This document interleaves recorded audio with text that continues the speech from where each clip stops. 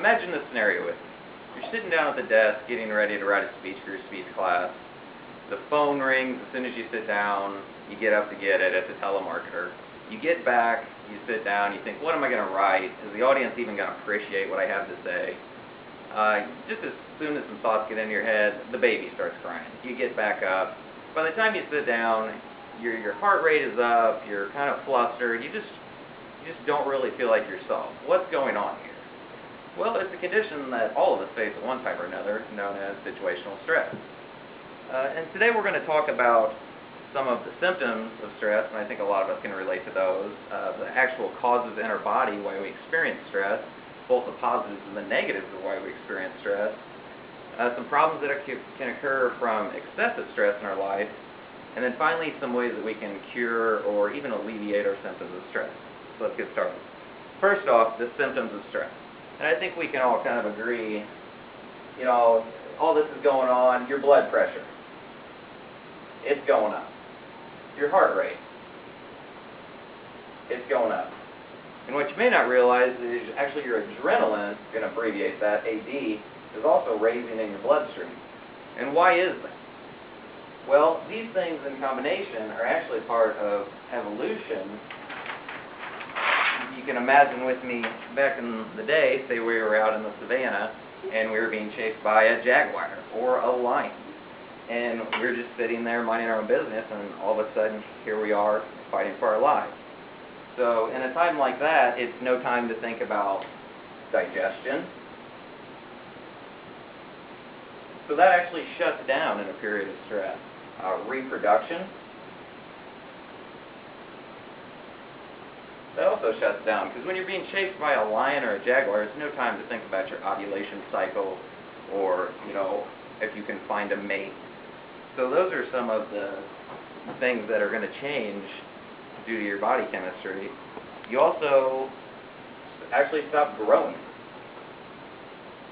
You know, worrying about gaining an extra inch is no high on the priority list when you're being chased by a hyena. So these are some of the things that you're going to occur. Also, another thing is maybe you have an urge to use the restroom, so you can save weight to aid in your escape. So all this leads to, with the adrenaline, and it helps your body just get that energy and bring it so you can get away from your immediate stress. So we'll talk about a couple ways of controlling stress. And this is information I got from Dr. Robert Sapolsky. He's a educator at Stanford University, and he spends quite a bit of time studying baboons and stress, and also mice in the laboratory. So one of his first ways he's found that can alleviate stress is beating someone up. He found that if they shock a mouse and get it really stressed out, and then that mouse has the ability to go beat up another mouse, it helps it relieve some of its stress. Not really a viable option for society. Number 2, exercise. If they stress the mouse out by shocking it or depriving it of food or water, give it an outlet, such as chewing on a piece of wood or running on a wheel, then it can help kind of balance it back out, and it's able to deal with it a little better. That's probably a little more viable option in our society. Method 3 is actually giving the mouse a warning in advance to know that a shock. And how they do this is they turn a light on like 10 seconds before the mouse is going to receive the shock. And it gives it time to kind of clench up and get ready for the shock. And they found that it actually helps the mouse cope. And I found that kind of interesting in comparison to like the terror threat levels we have. Like we have threat level yellow, threat level orange, threat level red. And actually in doing some research I found that that would help Americans deal with another terrorist attack that happened if we knew in advance that one was imminent. So that's kind of an interesting side note on that. And then 4th is a sense of control. And how they do this is they set up a pedal in the cage, and they train the mouse that if they push the pedal, then it won't receive a shock. And then obviously life is good, and then they put it in another cage where the pedal is just a placebo, it's not hooked up, it does nothing, but still the mouse is able to cope because it feels like it has a sense of control. So in reviewing through these, the beat up, idea, probably not a good idea because jail is not all that stress-free. Exercising, a warning in advance, and giving yourself a sense of control. So,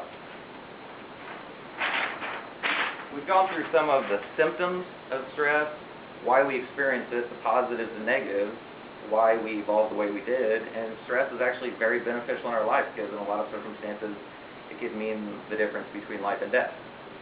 And we talked about some methods and also ways to control it and alleviate stress in our life. And I think everybody needs to come to the conclusion that we're all going to experience stress, but if we can incorporate some of those ideas, then maybe we can live a more happy and fulfilled life. So, thank you.